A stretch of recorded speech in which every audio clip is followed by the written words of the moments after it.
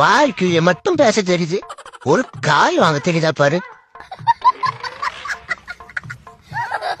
எல்லாம் முத்துன காயா வாங்கி வந்திருக்கா அவ மூஞ்சி மாதிரி.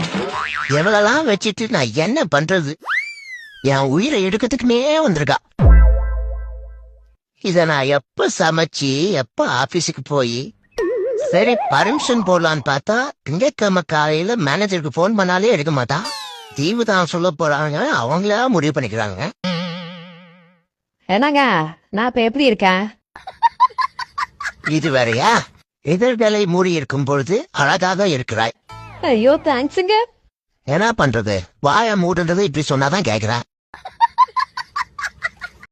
அண்ணே அண்ணே சுத்தி சுத்தி கேக்குறானே, பாத்தீங்களா? எனக்கு ஒண்ணு கொடுங்க அண்ணே. நானும் சுத்தி சுத்தி எனக்கு ஒண்ணு கொடுங்க.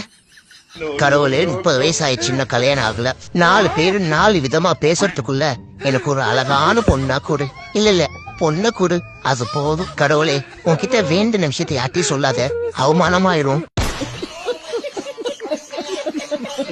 தை பிறந்தா வழி போறவன்னு சொல்றாங்க.